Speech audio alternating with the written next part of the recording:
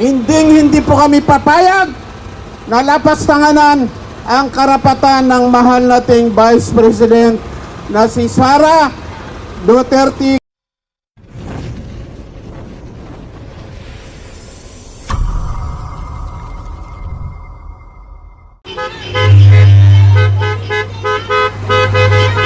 Pagano po, Inday Sara!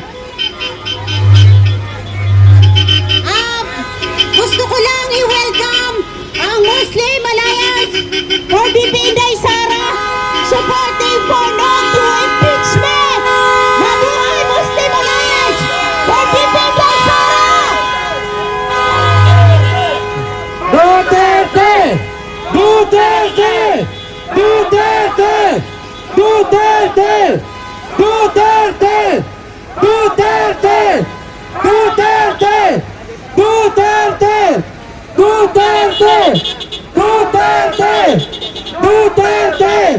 Duterte! Duterte! Duterte! Duterte! Ayan pa ho yung motorcade ng Muslim Alliance. Kaya kasamang part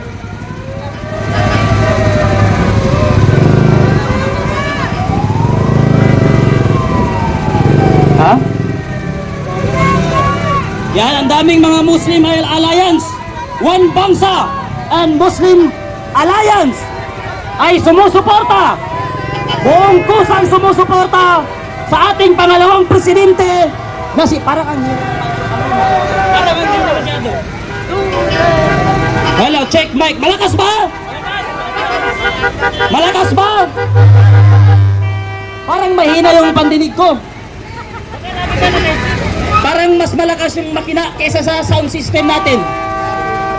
Pero saan ang operator? Yung operator natin, palakas mo nga yung ano natin. Parang mahina kasi, hina kanina. Oh.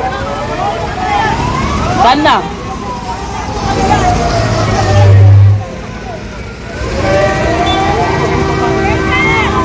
Mahina eh.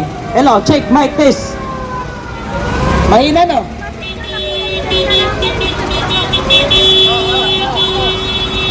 Duterte! Duterte! Duterte! Duterte! Duterte! No to impeachment! Walang impeachment! Dahil ang ginagawa nilang impeachment ay isang katarantaduhan at kabalbalan na impeachment na walang matibay na ebidensya laban sa pangalawang presidente na si Inday Sara Duterte. Yung buang na star witness nila sa House of Representatives na si Madriaga convicted sa kaso. Bakit ginawang resource person ang isang buang na abnormal na si Madriaga? Ibig sabihin, buang din ang mga congressman na nasa House of Representatives na nagtitiwala kay Madriaga. Bakit nung lumabas ang 18 Marines, hindi pinatawag ng House of Representatives? Bakit hindi ito inimbestigahan? Mas katiwa-tiwala ba si Madriaga ng isang sindikato o yung mga sundalong tumestigo na merong mali-malitang nakawan sa ating gobyerno? Ang dahilan kung bakit ini-impeach si VP Sara ay dahil sa confidential funds na nagkakahalaga ng 125 million. Bakit hindi lumalabas si VP Sara? Bakit hindi sumasagot si VP Sara? Dahil sinabi na ng COA na nagamit sa tamang paraan. Pero ang tanong ng taong bayan sa administrasyon at sa Supreme Court, saan napunta yung 500 billion na pondo ng flood control? Allahu Akbar! Alam nyo, yung speaker kanina, si Kuya Park ay isang Muslim. Galing sa Mindanao. Galing sa farm. Kaya kung mayroong Congressman Miao, Congressman Liviste, Congressman Marcolita, ay mayroong Commander Park. Galing sa Mindanao, palakpakan po natin. Gusto kong pasalamatan ang iba't ibang Duterte supporter. Alam naman natin Yung mga supporter ng Duterte po ay hindi nabibili ng pera ito. Alam natin kahit mabilad tayo sa araw, hindi natin talagang para lang may parating natin yung mga hinaing natin kung ano ang tama, yung mga decision ng Supreme Court at saka sa Congress. Isang adala lang po ang pagtungo namin dito, pagpunta namin dito sa Supreme Court.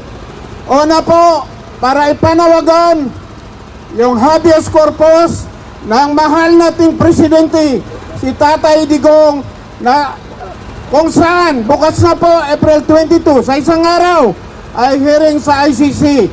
Dapat po yung Supreme Court, maglabas sila ng desisyon nila. Pangalawa po, yung pangalawang Pangulo natin. Alam naman natin na aping-api na siya. Alam na mga kapulisan, mga kasundaluhan, na masyadong inaapi yung Vice President natin. Kami po sa Muslim Alliance, 10 na kami mga kasamahan. Yung mga leader namin, hindi po kami papayag na lapastanganan ang karapatan ng mahal nating Vice President na si Sara Duterte Carpio.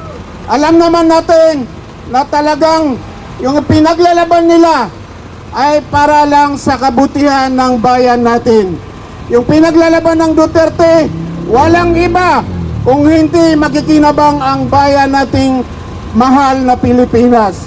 Kaya po, kami ay lubos na nagpapasalamat kung sino man ay may busilak na puso magtungo rito sa Supreme Court para ipanawagan natin na sana maglabas na sila ng TRO para po matigil na ang impeachment sa mahal nating Vice President.